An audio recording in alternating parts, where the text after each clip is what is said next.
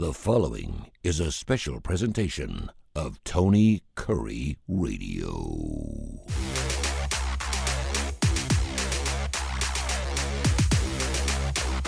We are getting on here with K4Wins. Every time we get on the Coastal Sports Digital Network, and of course, along with Duncan, we greatly appreciate their time and everything they do to get us on and give us a great show. Also, of course, on the Tony Kurre Radio. And you can also check us out on our YouTube channel. We are live every Tuesday and Friday mornings right around 10 o'clock Central Time. It's 11 o'clock Eastern Time. I've got a monster show for you today. Lots of college football to get into in the first half of the show. Of course, some SEC twist, big time Arkansas, Ole Miss. We got Florida, LSU. We got Georgia, Tennessee. An interesting game between Vandy and South Carolina. We'll explain. Normally, we wouldn't talk about that. We're going to have our plays. And, of course, then we get into the pros. We got the Chargers and the Raiders. And we do have the beat writer, the man who's inside the locker room just about for everything they do, your Las Vegas Raiders man, K4, who's up in the upper left-hand corner. Also, of course, the Las Vegas Sun chief editor, Kai Gregory, right below him. He's been all over handicapping for years and years and years. He's a master professional at it. And K4, of course, executive director of the Birmingham Racecourse Casino. He's right below me. I'm Tony Kurre, been doing sports radio, ESPN, for about 30 years. We'll get into it. Gentlemen, how are we doing today? Get ready for another weekend of a great football. I do want to say, and I said something on our show the other day, can we just take a moment of silence and just appreciate the moment we're in, because we're already into week 3 of college. It's going to be week 2 of the NFL. And before you know it, we're going to be in like week 8 or 9, and it's going to be over already. And I hate that. So let's just enjoy the moment, the time we're into right now. But how y'all doing? Ready to roll. All right, good. Case, you good? Yep, ready to go. Fantastic. It's going to be an interesting weekend. A lot of what we call it smelly fishes. We've got that Georgia Tech Clemson game. I've got a ton of games I want to ask you guys about. And, of course, the K brothers know what they're talking about when it comes to picking games against the lines. I'm going to start off with them smelly fish. Let's start off right there. I see this game as a Clemson top 5 team playing a Georgia Tech squad that, quite frankly, every single year seems to be like a mosquito. They're just a pain in the ass. They run that weird offense. They either do really well against you or really bad against you, and they're only catching 3 against a team that I've got winning the national championship. How far am I off, Case Kiefer?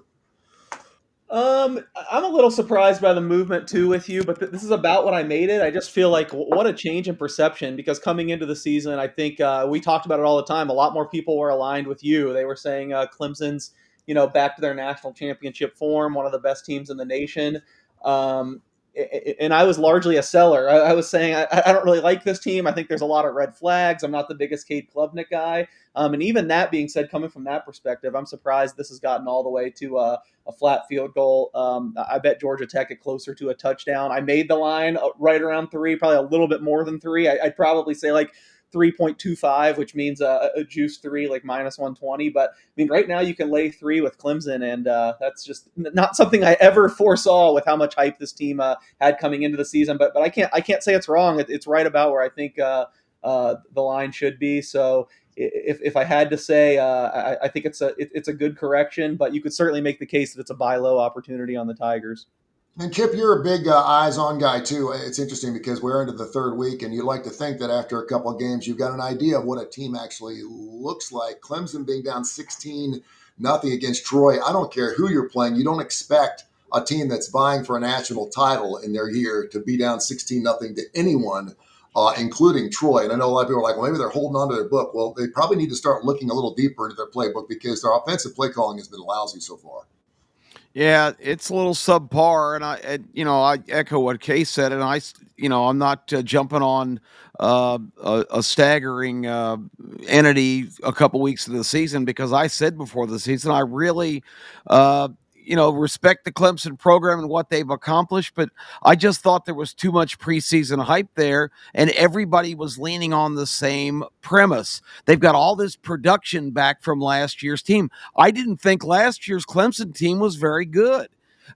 They had 4 losses for the season. The 2 legitimate opponents they played that were national championship contenders, which is the classification they're supposed to be in, they got absolutely slaughtered. I just don't think Klubnik is an elite quarterback. I've seen him play well. on a good team with good personnel around him, but I really needed to see him take another step. So it was just kind of I'll believe it when I see it coming into the season, and I rose the red flag a couple of weeks ago on that third week because I said even the ACC games they got on the road at Georgia Tech, at Louisville, and I thought maybe North Carolina might be a little more presentable, but they got a Chapel Hill later this year as well. That wasn't a real easy slate. And, I guess looking at the teams from a knee jerk reaction, you would say Clemson is in a different classification than Georgia Tech. But Tech under Brent Key, I thought was a team that was really kind of on the move up. And third week in Atlanta, an 11 o'clock game. I just thought it might be a tough spot for Clemson. But like everybody else, I thought they'd be a 6.5 or 7 point favorite. Obviously, there's a lot of people on that bandwagon now that Georgia Tech is a legitimate team. And we'll see. Haynes King, an experienced quarterback. They beat Miami at home last year and really helped derail their playoff chances. So that's kind of how we've arrived at this point. If Dabo can rally the troops and get them to play like a lot of people expected them to play, then maybe they'll have a walkover here in a really economical line situation. But I think this is going to be a highly competitive game start to finish. No, I think you're probably right, and I hate to admit it because I've got that over 9.5 minus the monster juice of them winning 10. If they lose this game, they got to win out. And I don't like my chances Yeah, that's with them only being a 3 point favorite on the road against Georgia. And I know Georgia Tech again, but we're talking Dabo Swinney here, guys. Won couple national titles. I mean, he knows these pitfalls. He knows these games. It's not like anything's going to come up and bite him in the ass. So he knows exactly what he's getting himself into. And yes, he reads the newspapers as well. So that should be interesting. Another game that's sitting right around 3. Now it's actually up to 4. I've got it as one of my plays, and I absolutely love the side in this. Georgia at Tennessee. Of course, Georgia has won 8 games in a row. The last 4 games, Georgia's beaten Tennessee by an aggregate of 34-14. They have owned Tennessee. Should I say smart as owned Josh Heupel the last 4 games anyway. But pretty amazing game. That line only 4. Case for me, just based on what I've seen from Georgia, I think they've been holding on to their playbook. I don't think they've let anyone see anything. They've only given up 13 points defensively speaking for the entire season. Tennessee's only scored 20 or more points the last 6 games against Tennessee. They've always had an issue. Even when lights out, they've got a good explosive offense. And you can certainly make an argument this year their offense looks pretty good. Yeah, and so we've seen this number come back Georgia's way. I think last time we talked on Tuesday, it was right after it had touched 3, and I probably would have guessed then there was a better chance it got back to 3 than climb back up. But there's some 4.5s this morning. Sounds like we might be on opposite sides because I do like Tennessee at more than a field goal. I mean, if you just want to do it the most basic narrative angle, I mean, how many of these inexperienced quarterbacks that you're unsure about have struggled in their first road start? And I hate that I always have to be so negative because I grew up a Georgia fan and still root for him, but I'm just not a big Gunnar Stockton guy. Going into to Neyland, I think this game's going to be a crazy environment, and I don't think the talent discrepancy. I've heard so many people that are picking Georgia.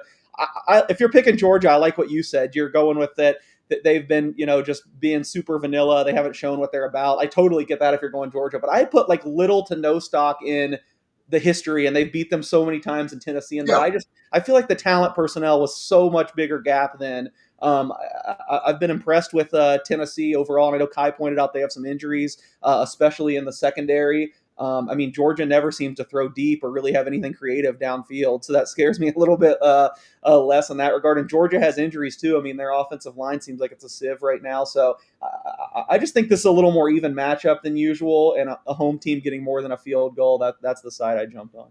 Yeah, and again, I understand. I certainly understand from a gambling standpoint because trends are trends. And whenever someone says, well, whenever this guy is coaching this team, they're 27-1 on Thursday nights when it rains and blah, blah, blah. And I get that. But you do want to look at the proclivity and look at a past experience and go, okay, when they play in this particular situation, what does it look like? And the fact of the matter is Georgia's beaten them 8-9 times. And at the same time, I know how bad it feels for Tennessee because when Alabama goes on those runs against Tennessee, it just sucks to live in Knoxville. It just does. When Alabama's beating you year in and year out, when they finally get a victory, it is celebration time for a couple of months. Kip, this game is going to be obviously telling us a lot about where the SEC is. Before we get into the Florida LSU game, Georgia Tennessee, where do you see it land? Well, I've watched Georgia Tennessee games for a lot longer than I'm going to admit here publicly. I go all the way back to the Georgia last second touchdown caught by the tailback, or actually the fullback, Haynes, sneaking out of the backfield from David Green in the early 90s. That was the famous Larry Munson call. We just stepped on their face with a hobnail boot Right. and crushed their nose. One of the most famous original creative accounts of a game of all time. So I've seen them all. I've seen Tennessee fling it up for grabs on the last play of the game. The last time they beat Georgia, as a matter of fact, I guess that was 2016, the infamous Hail Mary that got batted around in the air, and the Tennessee guy, right amongst 5 Georgia defenders, comes down with it. I mean, this is a fierce rivalry. It's one of those games for Georgia. Georgia's traditional rivals, of course, are Georgia Tech, but that hasn't really been pertinent until last year's 8 overtime game. Another symbol that Georgia Tech was starting to get fed up with being a little sister. But Georgia, Florida is the game for Georgia fans every year. It's the game they point at. But Georgia has so many of these other quote rivals. Tennessee, South Carolina, Auburn. Although 3 of those schools consider Georgia, Auburn not so much because of Alabama, but there's a lot of teams that Georgia play that Georgia's, like the team that they want to beat most, especially in the Kirby Smart era. So I think Tennessee is more jacked up traditionally for this game than Georgia really is. And the last couple of years, Tennessee had a good chance, caught Georgia in a real vulnerable spot last year where everybody was hurt. Tennessee was higher ranked going into Athens, if you recall. And Georgia was just coming off a thrashing the week before, the worst defeat of the Kirby Smart era, where Ole Miss just beat them up one side and down the other. And Georgia still rallied in that game, getting behind 10-0, and eventually overtook the Volunteers to win the game. And Tennessee still went to the playoffs, but they weren't very significant after that, as Georgia exposed that they were not a super team. So there's a lot of pent up emotion here. I think Case is right. I think the atmosphere, I think the Tennessee fans might sense a little trickle of blood in the water. So I think you're going to get Tennessee come out just completely full of vigor and maybe get to the lead. And they've done that a lot of the times in this 8-game losing streak. Georgia kind of rights the ship and gets things together. I don't know personnel wise if Georgia's that team this year. On their schedule, this is really the most difficult road game they have in week 3. They play a lot of really good teams, but they play all those in Athens where they have not lost in I don't know what the number is, but they have not lost at home since 2018. So I think this is a tough spot. We're going to learn a lot about both these teams. And Case mentioned Tennessee's defense really banged up. Both corners are out. I think Georgia has the receivers to go deep with Noah Thomas and Malachi Branch. And they invested a lot in the offseason in their wide receiver core. I mean, and they needed to with the loss of their quarterback. As a Georgia fan, if I were a Georgia fan, I just want to see what Gunnar Stockton's all about. And you mentioned Case, we have not seen him enough, but I want to see some flares of brilliance from him against that secondary this weekend. Yeah, he needs to throw it deep. He had a couple of nice deep balls in the Notre Dame game that they lost. I called him Malachi Branch. That's wrong. He has some other biblical name. Case Zechariah. Yeah. I always, Jesus, get it together, man. I have got to get back and study my theology, but Zechariah Branch is a weapon, and they've used him underneath a little bit. But it is puzzling in the first couple games. Georgia has not tried to throw the ball down the field, and I don't think Stockton has limited arm strength. That maybe there is a little possum being played there. So I'm not going to make a pick on this game. I have a little emotional skin in the game from growing up in Atlanta and being a Georgia guy, but I think it might be a tough spot. I'm not going to be shocked if the Volunteers somehow break the streak here. Speaking of picking ball games, I got a 24-point dog winning outright this weekend. Unbelievable. And I'm feeling better and better about it. As a matter of fact, the line went down to 21 and a half. Now it's back up at 24. So the late money's coming in. So we'll see what happens. We'll give you those plays. And all of our plays, including the National Football League, Chargers or Raiders. We got the Eagles only giving up 1.5 at the Chiefs, which is an interesting game. Bills, are they on upset alert, giving up 6.5? We got a ton of 3.5s, 4s, 6.5, 7.5. Another one is Florida LSU case. And of course, LSU and Brian Kelly giving up just a touchdown and finally hit that magic line of 7. Florida does not look good against South Florida. I think South Florida comes down to reality against Miami. We'll get into that game in a second. But first, let's look at the SEC twist between LSU and Florida. Do you give up a touchdown? Yeah, that's another one. I'm kind of surprised we got all the way to 7. Right now I'd say the LSU is the only way you could look. Even though I know Florida has some guys coming back, and I mean they probably didn't deserve. They definitely deserved to be scared last week against South Florida, but I think there were some mistakes they made. They arguably didn't deserve to lose, and you could say, this is a buy low spot for them. So I get it. I don't know. I've been really high on LSU dating back to the spring, and I was high on Florida too. I played over Florida win total, which isn't looking very good now to say the least. But I don't know. Florida to me, it was always based on potential, and I just feel like we haven't seen it yet. I trust LSU a lot more. I know we've seen some of their prices go up a little bit after last week, where they, I guess, semi struggled with Louisiana Tech or just didn't do much. To me, I don't know. That goes back to the Georgia discussion we were having. I feel like they were keeping it vanilla and just trying to get out of there. I think that Clemson performance was pretty impressive, and it's just how short of a memory it is. I feel like we're already discounting that or forgetting that, and the final score doesn't make it look as dominant as it was. I think underlyingly they won by more than a touchdown against Clemson. I've had the same concerns I always bring up with LSU, that their running game hasn't really gotten going. The offensive line hasn't looked great. But I came into the year saying that I thought Garrett Nussmeier was the best quarterback in the nation. If there's a guy I have to lean on, I don't mind it being him. If home field is what it's all cracked up to be in Death Valley at night, I feel like they should beat Florida by a touchdown. No, and I think this game is huge for LSU because if Brian Kelly's going to win a national title, this may be his best crew he's had in quite some time. And it starts with that quarterback. I want to move around to that South Florida Miami game. It's not an SEC twist for sure, but last year Miami favored by 16.5. They win by 35, and of course they do that on the road. Now they're hosting the Bulls, who obviously are not going to surprise anyone anymore, Kip. They're 17.5. And something tells me about that 17.5 number. That number is, there's Kai. And of course, Kai's going to try to join us here in a second. We're having some technical difficulties. We'll get back to the Tennessee-Georgia game in a minute if we can hold him on. But that South Florida-Miami game, something tells me that South Florida wakes up from their wonderful dream they've had the first 2 weeks of the season against the Miami Hurricanes this weekend. What do you got, Kip? Yeah, I mean, I never like when you play two major opponents in a row on the road back-to-back weeks. I always think that's a big negative. It's not a long trip from Tampa to Miami, of course, and you go across one of Case's favorite roads in the country, Alligator Alley. When Case was a younger, he was looking out the window the whole time. He was hoping to see a gator or a Florida Black Panther, and I said, "Well, this is an interstate. We're probably not going to see any wildlife, but." It was okay to hope. But anyway, that trek down there for them is not a long geographic visit. But yeah, I really don't think that 2 weeks in a row they have a legitimate chance to pull another shocker. But 17.5 is an awful lot of points. And I just, the Mario Cristobal factor always looms large for me with Miami. I'm not going to be a bit surprised. If I had to bet the game, I would take the points, but I don't think they have any chance to win. I'm not laying the points either, and I'm not playing it. But this is one of those games where it does look too large, and usually when it looks too large, Miami will win by 21. What do you think, Skase? This is one I kind of have the same feeling we talked about earlier in the week. It's right about what I made it.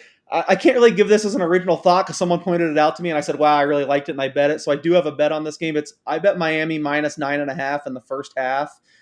This way, you kind of miss the Cristobal into game factor. Yeah, you miss there you the go. garbage time. Yeah. I do think South Florida has a lot of pride and will keep coming, but I mean, I'm kind of having to talk myself down. I'm so high on this Miami team. I've said it time and time again. I had one concern about them: their receivers. Their receivers have looked outstanding. I just think the rest of their roster is like an NFL roster. They have professionals at every level. And if this Carson Beck renaissance, it's not even really a renaissance. Like I said, I think that I think the guy was actually underrated at the end of last year. Yeah, Again, I wasn't Georgia even the won biggest the fan. SEC last year. I Yeah, mean, so I just I They just feel did. like everything's in place with Miami. I think even South Florida can lose this game and still be they're the co-favorite to make the playoff now from the group of five.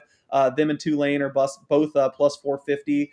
I think they even lose this game and make it respectable. They're still the favorite to get that playoff spot as long as they win the AAC. But guys, just I mean they've played the toughest schedule in the nation. Kai or Kip said that on Tuesday, and I agree. Now you throw a team that I honestly probably have Miami as like a fringe top 5 team in the nation right now. You throw that after Boise State and Florida. Jeez. This is a tough spot of all spots. So yeah, I went Miami minus 9.5 in the first half. It is incredible that we're talking about Georgia having a bad year and they won the SEC. It really is. That should tell you back in SEC land where it is. Let's get that beat Georgia Texas Tennessee twice. line back up. Yeah. Yeah, that's unbelievable. Let's get back to Georgia giving a 4 to Tennessee because he is wearing the Tennessee orange. And of course, they mentioned the last 4 games, an aggregate score of 34-14. Josh Heupel has been owned by Kirby Smart. Does he bite back this year, Kai Gregory? I don't like the matchup for Tennessee, especially knowing both 2 starting corners are out. Looks like Moy on the defensive line is going to be out. You got 3 other defensive linemen banged up. Joseph can't do it all on his own. Georgia has a history of playing down for a couple of weeks, especially before they play Tennessee. And I can't see Tennessee keeping it within a touchdown. If they keep it within 10, I'll be happy. I've already bet Georgia. I got them at 3. At 4, I would still take them. I would probably take Georgia up to 7 or more. I just don't think Tennessee's there yet. The offensive line, David Sanders is going to be his very first start at left tackle. Not sure how that's going to work out for him. I would stay with Georgia, but y'all aren't getting me off the South Florida bandwagon. Brown is legit. I love the way Alex Golish has that team playing. I've already played the 17.5, and after sitting here talking, y'all are not talking me out of it. Until I get fit, I'm sticking with South Florida. There you go, man. There's no reason to do that. 2-0 against the spread so far this year, and there's no reason why to hop off for sure. Alabama is hosting Wisconsin, and this is amazing to me. I saw this. This is only the second time in history that Alabama's hosted a Big Ten school at Bryant-Denny. That's interesting. Isn't that crazy? Last time was 15 years ago against Penn State in 2010. They played a lot of neutral site games, a lot of bowl games, but they have never hosted outside that Penn State game a Big Ten team in Wisconsin. Now, Wisconsin comes in, of course. Last year they did the home at home, and Alabama won 42-10. They won by 32. And it wasn't that close. Yeah. No, and Alabama right now holds a record. This is one of these Kalen DeBoer things where if he loses this record, he's going to get fired for it because they've won 83 straight at home against unranked opponents. That's the longest streak in the last 30 years. And now, of course, you come in here with Billy Edwards, who is out for Wisconsin. In comes Danny O'Neal. So they're banged up on both sides of the ball. And here comes that big 3-touchdown favorite. Casey, who do you like in the big ball games? I mean, I'm assuming that most of us here, and I know a lot of us on the show, have Alabama in a bloodbath. Yeah, I mean, I'm kind of second guessing it. Luckily, it wasn't a bigger bet, but I did take some Wisconsin plus 21 just based on numbers alone. I had this game come out 18.5, but this is one where the more I think about it, I'm wondering if I just haven't adjusted enough for losing their quarterback. I don't think Danny O'Neal has any chance if they go down. If Alabama goes up big early, I just feel I give Wisconsin little chance of keeping it close there. I mean, I wasn't the biggest Billy Edwards guy, but at least he gives you something. It just seems like O'Neal's so green and can't really generate anything explosive or downfield. What I like about Wisconsin is they kind of have a lot of the attributes you'd look for in an underdog. They're going to run down the play clock. They're going to try to make the game slower. They're just going to try to get 4 yards at a time. And Alabama's run defense, as much as they have the personnel, it hasn't been great. Although a lot of their troubles dating back even to last year were on the road. Maybe they play better at home. So I bet Wisconsin plus 21 just because I couldn't get the number that high. And I thought that's kind of a key number. I'm kind of regretting it now. If it was today, I think it still is at 21. It would probably be a pass, but I do see a scenario where Wisconsin could keep it close, but I have a hard time seeing they have any chance of the upset. Kip, our television show, The Starting Lineup, airs every single Saturday morning, 10:30, 11 o'clock. You can also watch that on our YouTube channel at K4Wins. Of course, that's our website we go to as well. But The Starting Lineup, Kai Gregory, of course, gave a couple plays in there over Texas Tech 61, and also likes the Oregon Ducks minus the 27. We'll get some more of his plays a little bit later on, some NFL stuff as well. But the legend, he loved himself some Alabama. He's a homer. I don't know if he's ever gone against Oh, Alabama, but he he's also a said that he can homer. find. He confided in his brother too. Whenever the legend gets together with his brother, you don't know what the hell they're going to come up with. And quite frankly, his brother's a hell of a lot better picker than the legend is. So if he's confiding in his brother, they love Alabama minus the 21. Do you? I don't love it, but I don't know how you have much choice to go the other way. Case mentioned it on Tuesday on the show, how Luke Fickell, who I thought was a good hire at Wisconsin, I thought he would go up there and get that program restored to where they were before, and they weren't world beaters, but they were always a team that you knew was going to come to play every week, and you know, they were never an easy game for anybody in the Big Ten or outside the conference. That has really changed in the last couple of years. And Fickle last year went up there with the idea of them playing a faster offense, filling the Madison skies with footballs, and Jeez, it's man. just not the personality of that team and the kind of players they recruit. It was an absolute catastrophe. Now, as Case just mentioned, they're back to pound and ground or it's ground and pound. I got to say it right. And going back to kind of the Barry Alvarez approach of trying to win games 10-9, and I don't see that in Tuscaloosa having any chance to succeed. Can they cover the number? Sure. 21.5 is an awful lot. I don't think Ty Simpson's going to start 17 for 17. The yellow school buses from Monroe, Louisiana, are not going to be in the parking lot. I think Wisconsin's going to roll up into some luxury cruisers. But the bottom line is, if I had to bet the game, I think Alabama is probably going to be in a position to. I think I said it last show. I think Alabama will be ahead 34-14, 34-10, and maybe tack that late score on to put it over the top. So I can't take Wisconsin in the points until I see a competitive effort under the Fickle administration, which I really haven't seen against any good team so far. They did play Oregon tough last year at home late in the season. That's been his shining moment to date, but I just don't like the personnel on this team, and Alabama at home is a juggernaut. By the way, we talked about those 83 straight wins, which is by far the longest. It's 19 games longer than the second longest streak that Boise State had over the last 30 years. That last loss was against La Monroe. That team, of course, that Alabama just shellacked this past weekend, 73-zip. Any thoughts on this, Kai? I know we're big time in the SEC, but any thoughts on Alabama? Give it 21. We're obviously doing a show. The majority of us in here in Birmingham, Alabama, so a lot of local folks who watch our show are very interested in that. Probably not going to get to the Auburn game or UAB day, but we got some pro action coming up. Any thoughts on the Alabama game before we move on? You mentioned it. UAB giving somebody 11 points. Wow. I like Alabama. I've got a thought on that, by the way. I like Alabama in the first half. I think they're going to jump out on them minus the 12.5. I've already played that. Hey, we were 14-6 last weekend here. Posted plays, 14-6. So hop on board. And by the way, I don't know if we've talked about it. We do have a Facebook page where we kind of get some interaction going on Saturday. K4Wins is the name of the Facebook page also. But had some good interaction last week, kept up with the games all throughout the day. You can go on our Facebook page and look at it. You can see where we talked about it and updated, what we were hitting. But I think Alabama's going to cover the 12.5 in the first half. I really like that play. Seems to be a stronger play to me than the 21. But if I'm gonna play the game at all, I'm laying 21. You brought up a UAB. I will say that I played the over 53 when it came out. I pulled a case. I'm like, I'm jumping on this line big time because already up to 57.5. So everyone's playing that over. And it's hard to do that when you're playing an Akron squad who has not scored a point yet this year. They've been outscored 78-0 to Nebraska and Wyoming. They lost 68-0 in one game.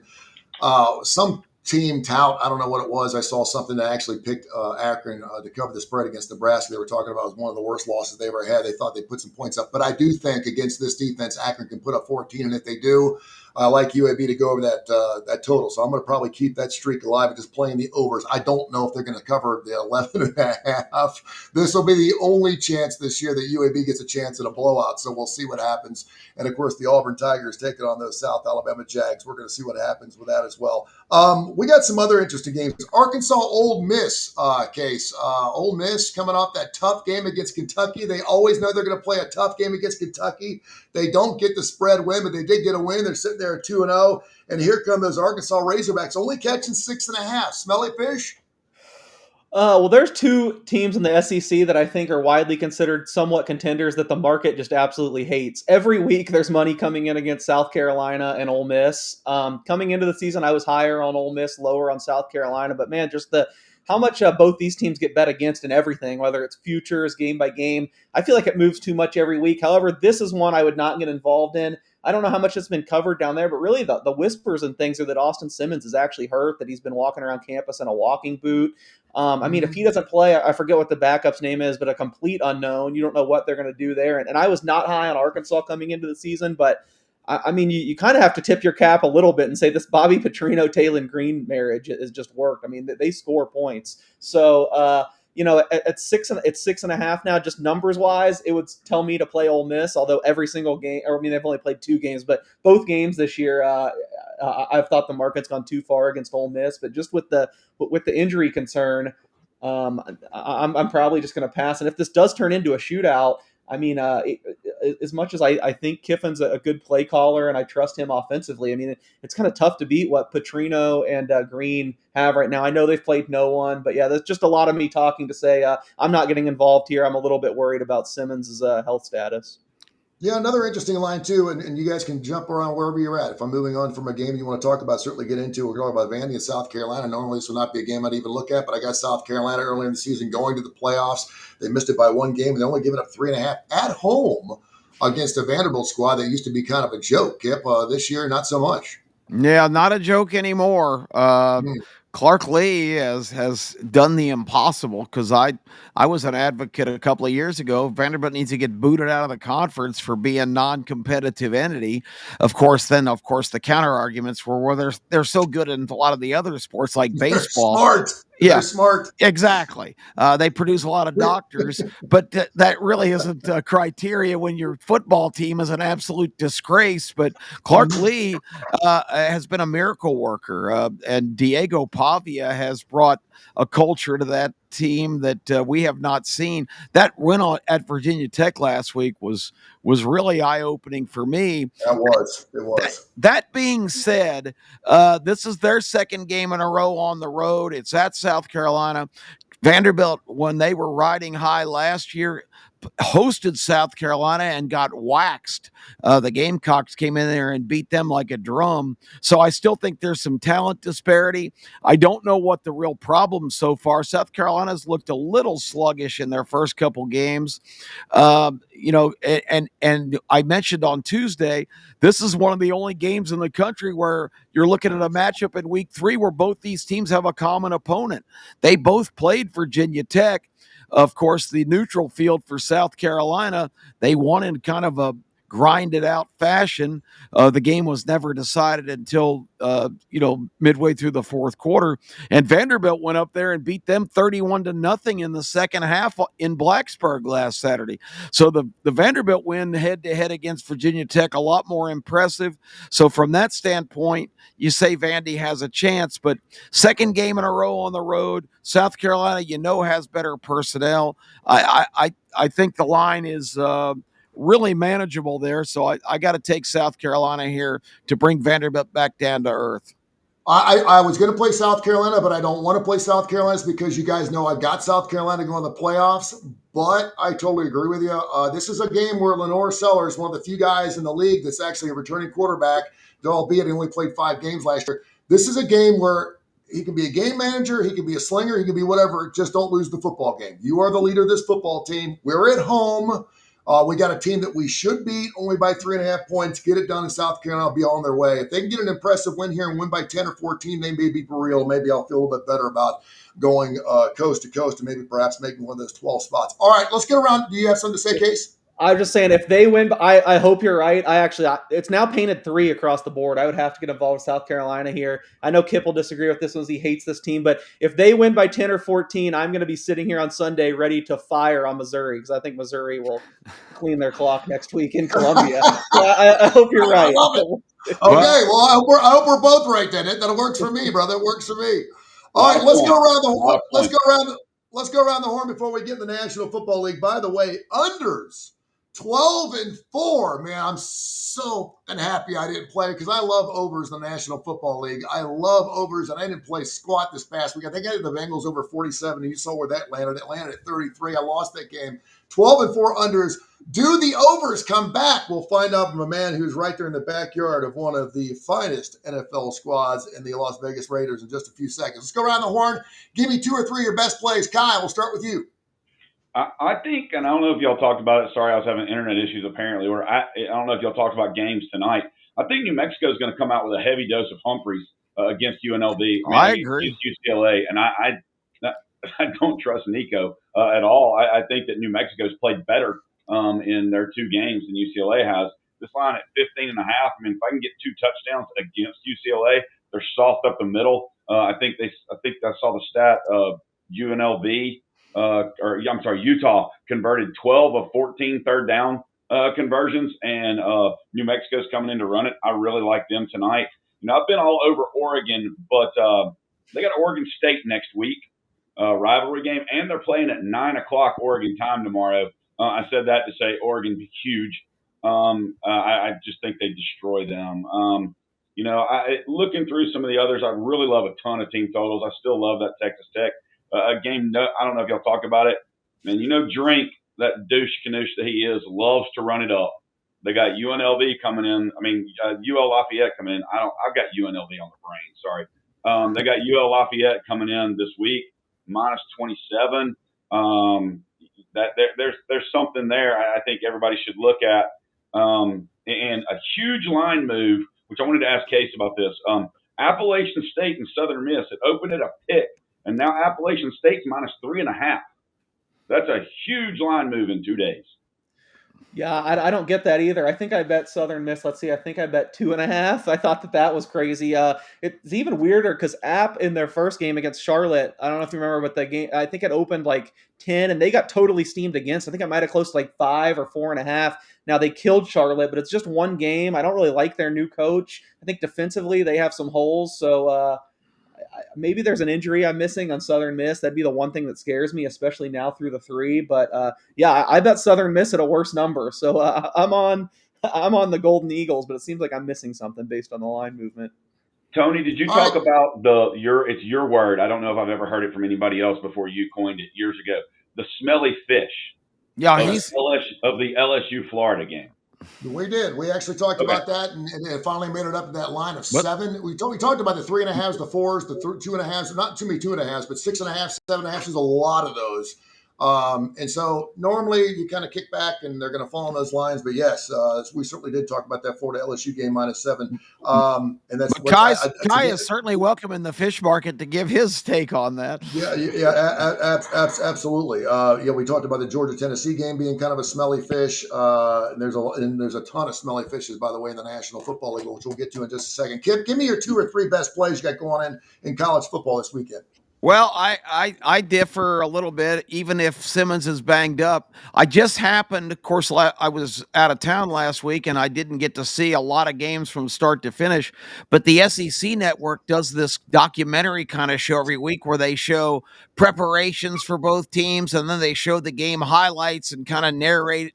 And I just happened after, I don't remember how the circumstances, but the game that was featured last week was the the Kentucky Ole Miss game. And so I really got to see the game pretty much unfold in this documentary and really was impressed with Ole Miss's ability to just line up and run the ball. Kentucky always in recent years known as a pretty stout front and defense, and that's how Ole Miss won that game. I had not heard that Simmons the rumor that he's potentially injured. He didn't play particularly well in the game, but I was just impressed with Ole Miss's ability to kind of pound the Kentucky front, and when they really had to have it in a competitive game, that's how they asserted themselves and pulled away. So was real impressed with that. And also Ole Miss's defensive effort, although against Kentucky, that's not saying much against the legendary Zach Calzada, who's been playing college football since the 1980s. But the bottom line is I like this game for Ole Miss in Oxford. It's their second SEC game. They're the only team in the league with a win in the SEC standings. And I just don't buy Arkansas. I know Case is right about, and I was very high on Traylon Green coming into the year, and he and Petrino do have it going on. But they've played 2 games at home against Alabama A&M, which is a low grade program. I think they're in the SWAC or Great something. band. They have a great band. Yeah, well, yeah, the band definitely won the competition at Yeah, halftime. they got a great band. They got a great band. Yeah. But then they beat, and you mentioned it on Tuesday. They beat Arkansas State at home, and Arkansas State had the audacity to ask for a home-and-home series. I don't think you're going to see the Razorbacks in Jonesboro anytime soon, but you are going to see them in Oxford this week. And I just think this is the kind of game. Ole Miss clearly has the talent edge on Arkansas. I can see Ole Miss winning handily here by 17-20. I just first road game. I don't like SEC road games by nature. This line opened 12.5. Arkansas is catching some action. Maybe people aren't high on Ole Miss, but it's more of a historic play for me. I just Ole Miss at home against Arkansas. I love the Rebels in this game. Yeah, that's it. That's 6.5 just scares me. That's all. And I It's know down to that's 6.5. That's crazy. Yeah. Yeah, it really is. So maybe there is something to the Simmons injury, but from what I saw, I think they're just going to be able to physically dominate Arkansas, and we'll see if that's the case or not. But this is just a game that I'm all over Ole Miss here. I see that the Utah-Wyoming game, which is kind of an interesting place to go out in the middle of nowhere, is another game where the home team is getting just a slew of points. I think 23.5 was the last line I saw. And I know Utah is really good, and I have a lot of respect for them, but Wyoming is kind of a weird place to go. I'm always attracted to major home dogs that I think are decent teams.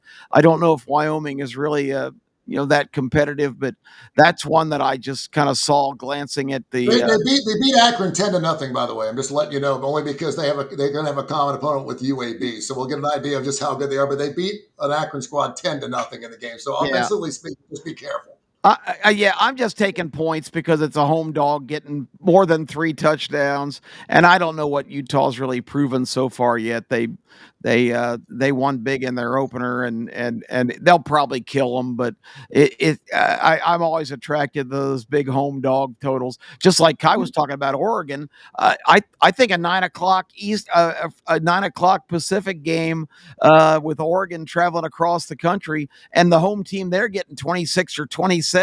I wouldn't be a bit surprised to see the Wildcats be a pain in the ass for Oregon. Oregon, some of their trips west to east last year were not that impressive. I mentioned the Wisconsin game earlier. I think maybe they're more prone to having problems adjusting than it's documented. The other game that this is an obscure one too, but again, it's kind of a historical thing. Minnesota is always a team that's pretty good at home, that's competitive at home. When they go on the road, to me, they just stink. I don't know really a lot about their personnel. I know they've got 2 really good running backs. They go to Cal. And Cal last year at times was a pretty competitive team. They're a home dog, and that's only like 1.5. But it's just a hunch play for me. But I'm taking the Golden Bears to win outright against Minnesota. With the futures bet on South, what's that? Don't bet against Utah. Yeah, don't bet. He's saying don't bet against Utah. With my futures bet on the over 7.5 for South Carolina, I love that South Carolina game. I love it minus the 3. I'm probably just going to leave it alone. A victory will put me a little bit closer to that futures bet anyway. But there are 3 different sides and totals I love this week. I think Georgia has been bitterly coy. They haven't played anybody. And they were like, they only gave up 6 points to Austin P. Austin P sucks, blah, blah, blah. This is Georgia's Kirby Smart. He's won a national title. He knows what he's doing. He hasn't shown absolutely anything. And I think this is Gunnar Stockton's come out party. I'm not saying he's going to go 17 to 20 for 500 yards, but I do think he looks a little more prolific than what he is. He's playing for an SEC squad that just won the SEC. I think he's a really good quarterback. He's a 5-star guy that came out of high school. I expect him to play like that at Tennessee. They've won 8 games in a row. They won by an aggregate of 34-14 the last 4 games. He has owned him. Kirby Smart has owned Josh Heupel. I think he's going to own it again. I love them minus the 4. I'll go as high as 5 on this game because I think they win by a touchdown. Also, the last 6 times these 2 teams have played, halftime the score has gone over 30 points. You're only going over 24.5 in the second game. For some reason, Tennessee doesn't score a lot, but Georgia does. I do like the over 24.5 in the Georgia-Tennessee in the first half of the game. And then KC Killer. Those Philadelphia Eagles are celebrating their big old national title. Temple has not gotten an opportunity to do that in a long, long time, but they're playing some of the finest football they ever played. They're 2-0 for the first time in like 19 years. Casey Keeler's got this team believing, and now all of a sudden they're playing this Oklahoma squad that last year was 1 for 12 in third down conversion rates. They also rank 114th in turning the ball over. If I'm going to take a team plus 23.5, and I'm going to say they're going to win outright, they're going to have to win the turnover battle. And, of course, Temple has turned every team they played over 4 times this year. They love to stab the ball, kill the ball. They're going to have to do it against Oklahoma. I like those Temple Owls, not only plus the 23.5, but I like them to win outright at home. They lost by 48 last year. 48 points to Oklahoma. This is that game to Oklahoma. They're looking ahead. They're thinking Temple Owls, come on. I think Temple keeps it close, and I think they got an outside shot to win the money line. That's what I'm going with. Case, what do you got? Well, I agree with a lot of what you've brought up because for better or worse, we'll see how this goes. I like every ugly underdog on the card this week. I just have all these lines as way too high. So I agree with a lot of what Kip said out. Maybe there's nothing to it, but the scoring environment's been way down in college football. I guess I'm going against Kai because I love Wyoming too. Maybe not now. I bet plus 24.5, but any statistical study, do you know what comes out as the biggest home field advantage in college football? War Memorial Stadium in Wyoming, because it's at the highest elevation. Yeah. Wow. Impossible to get to.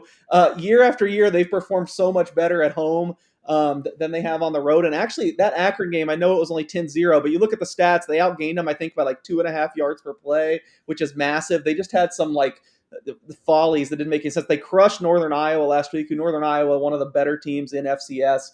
I love Utah too. I think if I had to pick one team to win the Big 12 right now, it'd probably be Utah, but that's just a tough place to play. I feel like it's kind of a sell high. I mean, a couple weeks ago, this line's probably like 17, and I don't think Wyoming's done anything wrong. So 23.5 is a little bit tougher, but I did take Wyoming. Like I said, every ugly dog I'm on Temple plus 25 with you, but I don't think they're winning outright. I think I think I love that you called it. I love that's a bold proclamation, but yeah, I think Quarterback is good too.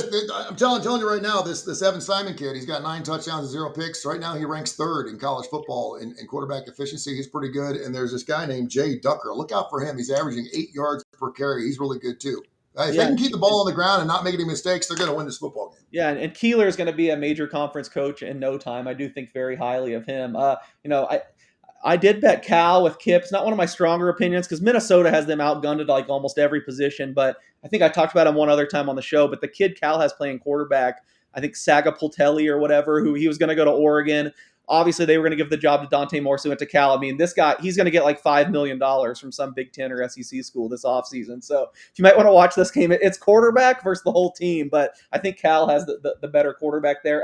I said ugly dogs are the theme of the week, so I feel like I've talked about a lot of them, but I'll throw a couple more that I played.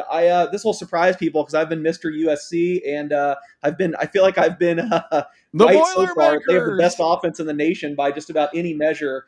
They played absolutely no one, though. I think this is going to be tough. They did not do well going east last year. Barry Odom, I think so highly of after seeing him up close at UNLV. He's a really strong defensive mind. I feel like USC is going to have a little bit more resistance this week. So I played Purdue plus 21.5. Another one that leapt off the page, but this is looking like adverse selection now because it's really, really moving against me. This is another one. Some of these small schools, I worry there's injuries I don't know about, but I can't believe Texas State is getting 17.5 at Arizona State. They outplayed them last year. They should have won the game. They lost by like 2. I know they lost a lot of guys on the portal, but they have a great freshman quarterback too, Brad Jackson, who's probably going to get poached from somewhere. He's been awesome so far. I was searching this morning to see if he's hurt or something because I was shocked. To be frank, I bet plus 15.5. I woke up this morning at 17.5. I don't. I mean, if you go back to last year's game, I think Arizona State recovered like all 3 fumbles and won by a field goal. I don't know how you get to 17.5 now at Arizona State. But again, maybe tread lightly with some of these because I'm not used to the market moving so strongly against me. And clearly, someone out there really likes Arizona State. K4Wins.com, K4Wins.com. Thanks to Coastal Sports Digital Network for having us on. Man, we could do this show for like 3 or 4 more hours and never repeat the same thing, which I love. And I love working with you guys. We got to get the NFL, though. We got some big ball games going on here and only about 10 minutes to get into it. Case, I'm going to stay with you. Let's start with your Chargers Raiders since you got the inside story.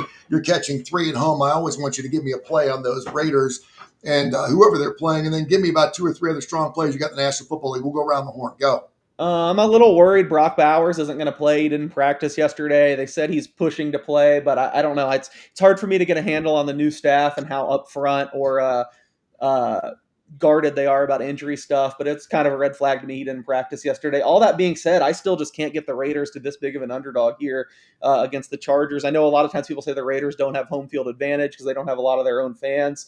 This is one case where, I mean, the Chargers don't usually bring anyone. I think the place is going to be rocking after the Raiders starting 1-0 with Pete Carroll as their coach. I was down on the Chargers before last week, and I was down on the Chiefs too, so I don't put a whole lot into them beating the Chiefs in Brazil, especially at 3.5.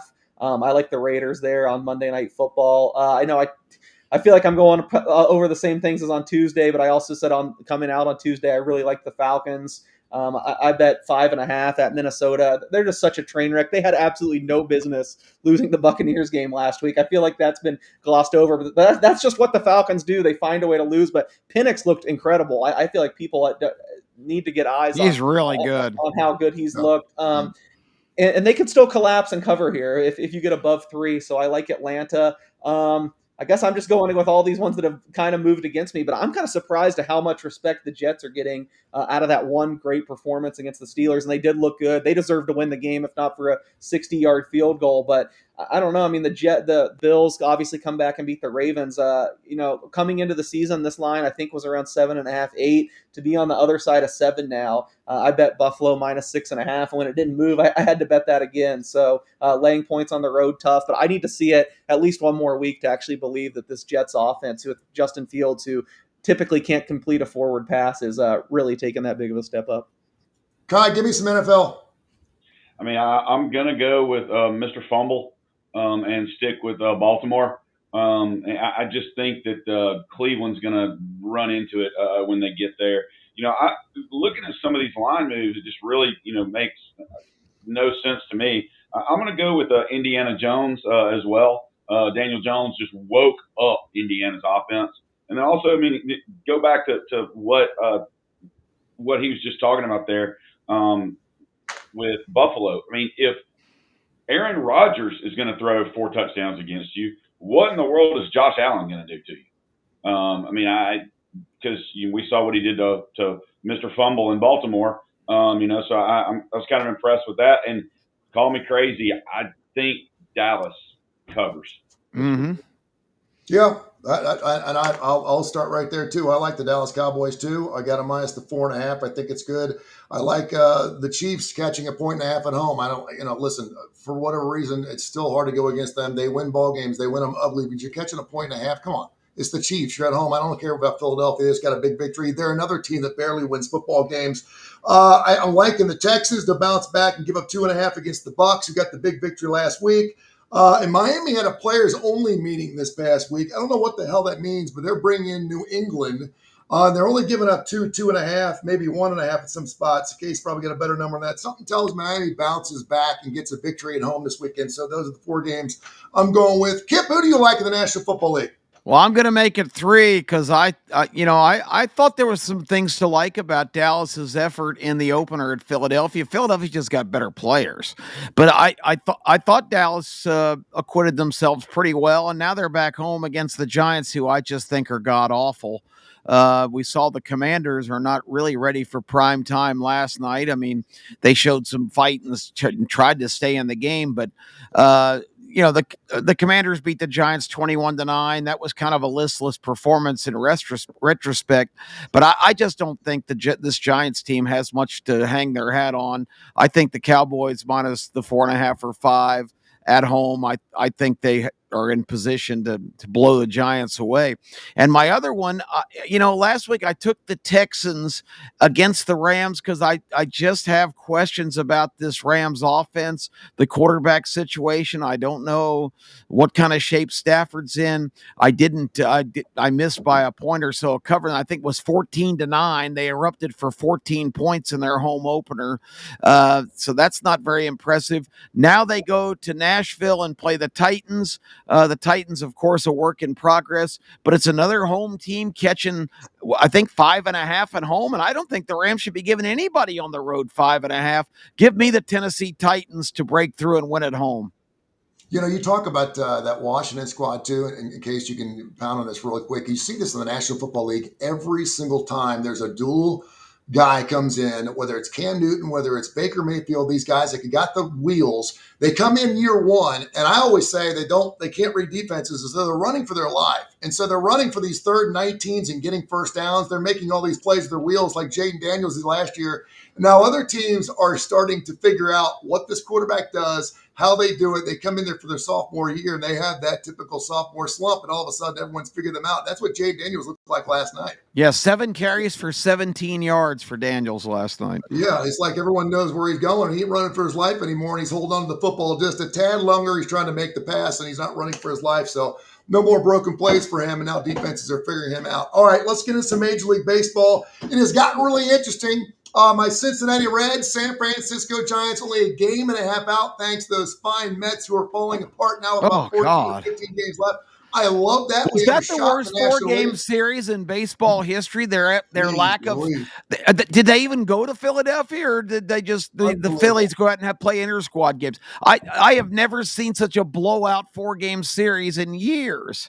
It's like they don't want it. And then, of course, on the other side, in the Senior League, we got the Tennessee Texans. We've got those Texas Squad Rangers who are playing some pretty good ball, only 2 games out in the wild card. Kyle, what you liking so far with 2 weeks left? At least we got something to watch here. How about Philly and the White Sox with the 2 best records in baseball over the last 10 games, 8-2. And you know that the Yankees, who, we talked about Tuesday having the easiest schedule coming up, are like, wait, we've got the hottest team in baseball twice. Now, that may be because of who Chicago played, but still. I don't know. Baseball, I mean, I will say this. Unfortunately, Roman getting hurt kind of screwed my Red Sox. They miss him so bad, it's unbelievable. But I do think that this weekend, Pittsburgh finally gets eliminated from the playoffs, becomes the 3rd team eliminated from the playoffs. I'll say this, and you said it before we even started the show, man. And listen, when you're playing baseball, you're trying to build up your coffers before the football season. I get that. It's really hard to really get steeped into Major League Baseball right now because there's so much to look at, college, professional football. But the lines have gotten so screwy. They're so weird. Even the Skeens line going to $1.55 the other night. He loses 2-1. Every line all year has been $1.15, $1.20. He's been winning baseball games. And all of a sudden, people are getting smart, and then he loses. Baseball is really difficult, like the last 2 weeks of the year, because you don't know who's sitting. You don't know pitch counts. You don't know who's really wanting to play. There's guys that have already got their locker room flipping. They're loaded up. They're ready to go. Alec Greco used to always talk about in the National Football League, man, the trucks to be backed up the last game of the year. The trucks to be backed up the U-Hauls to the locker room before the game kicked off, knowing that they were all going on summer vacation for a month and a half and didn't have to do shit before the next season started. And coaches like Dick LeBeau and guys, I'm trying to think of some of the other coaches the Cincinnati Bengals had that would piss them off. They're like, your ass is still mine for the next day. We're playing football, so move those damn trucks. But you don't know what's happening in Major League Baseball, so if you get some people to pick some ball games, go for it. But it should be fun to watch the next couple weeks. And then, of course, get ready for the playoffs right now. Toronto Blue Jays, Detroit Tigers, Seattle Mariners, the Phillies, the Brewers, and the Dodgers.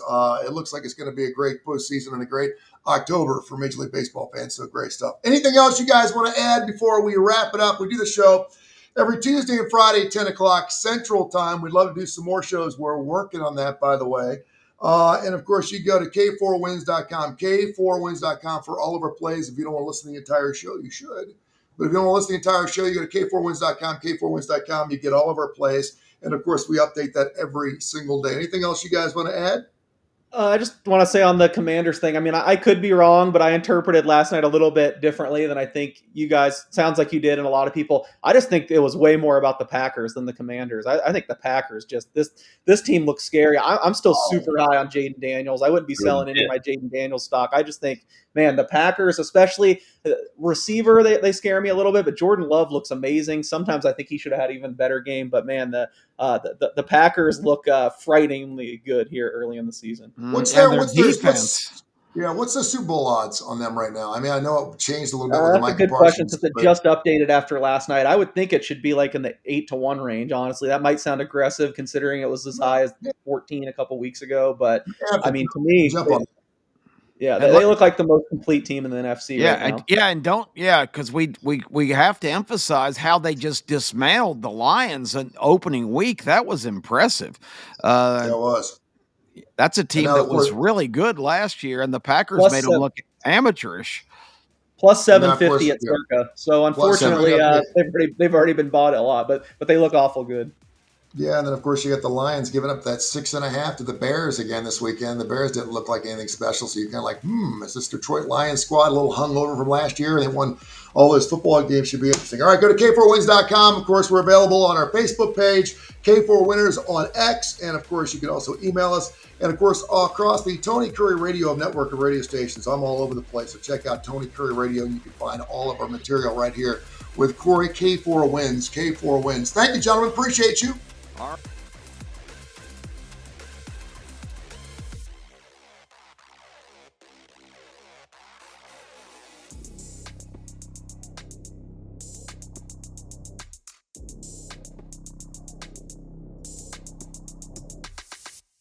This has been a special presentation of Tony Kurre Radio.